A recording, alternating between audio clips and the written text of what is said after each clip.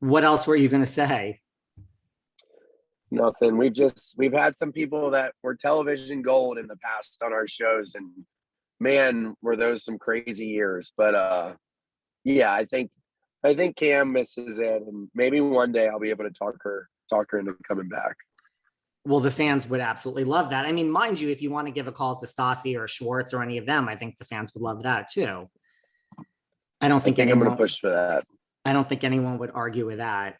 How hard was it, to like, I know Paige is going to be on, talk about, listen, this crossover from show to show is not a thing that has existed for a long time. I mean, it really, Winter House really, to me, kind of changed the game. Yeah. So, I mean, how Yeah. hard was it? Like, I know, Naomie was back. I mean, we're going to see Paige on Southern Charm. Was that awkward filming those scenes? I don't know. That's one of those things you'll just have to watch. It's a long season. This will be one of the longest seasons um of Charm, and I think it's a crazy season. It's just as crazy as some of our early ones. And it's gonna be really fun for people to watch. And I think you'll get my thoughts through watching those episodes. I love a long season. So, like, that sounds good to me. Were you nervous, staying on the Naomie chapters? Like, how did you, I mean, Paige obviously has read your book. Like, did you explain, like, were you nervous for her to read those chapters? Was it not an issue? Am I making an issue out of something that wasn't?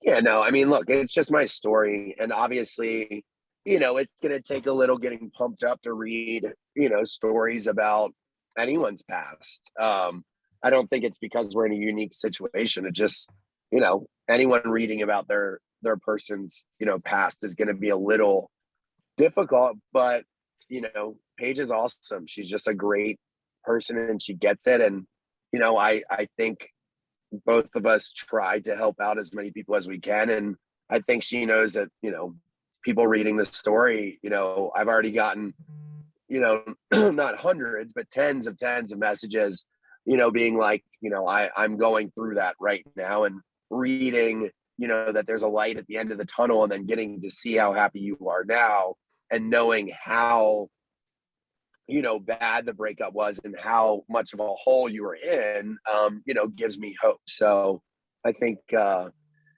no, it wasn't a big deal. Breakups are hard, but then you look back and you're like, okay. Did you get nervous reactions from anyone else on the Southern Charm cast? Like, was there one person that stood out of like, what are you going to write about me in the book? No, I think Whitney is never happy with anything with people. So, I finally got to write about the casting process for our show, which the network has really given me a long leash with this. And, I don't think anyone's ever written about how you ended up on the show.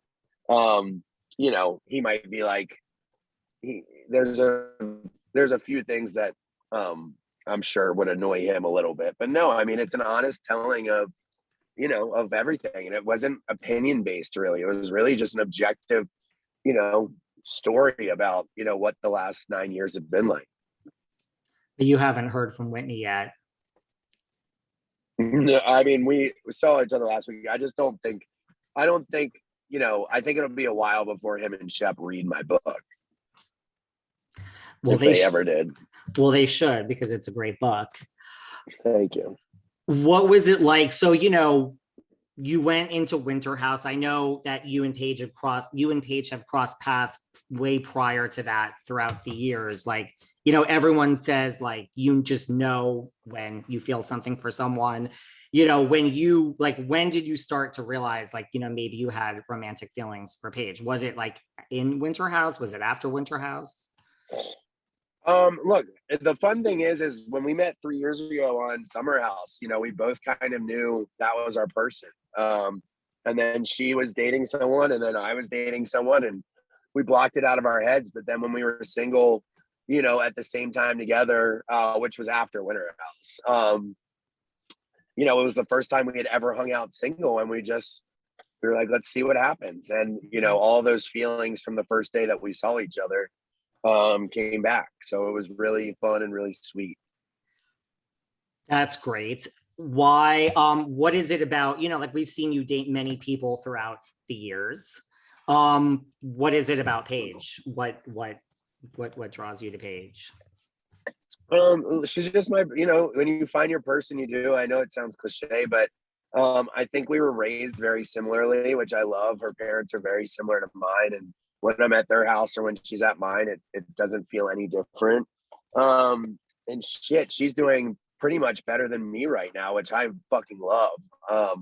A lot of it, people won't see for a while, but like her new clothing line's about to drop, and she's got some really awesome stuff happening outside of reality TV, and that drives me because it's like a healthy competition that goes unspoken. But when you're competing with your partner in a healthy way, it's kind of hard to explain. Like, you're just like, this is awesome, but I got to keep up at this point. Like, so I love that.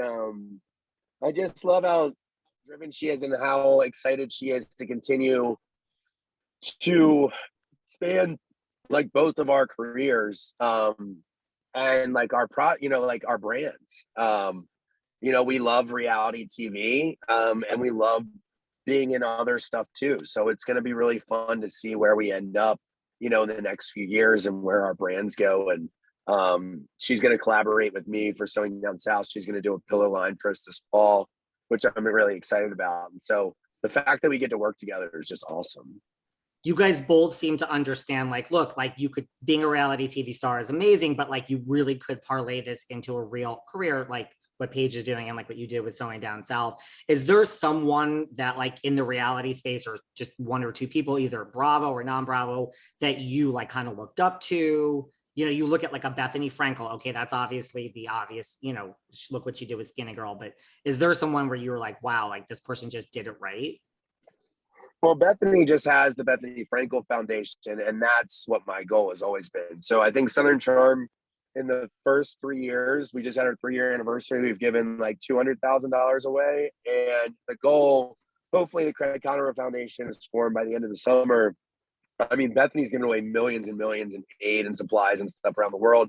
That's always what's made me happiest. That's what I want. I mean, that's the whole goal here. Like, being financially free is amazing, but with that, to me, comes being able to give away as much as you want to. And so, following, I know it's like a cliche one, but it's, I mean, she went the philanthropic route, and that's my entire goal. So, hopefully I can continue following in her footsteps and just keep growing. We'll see what happens.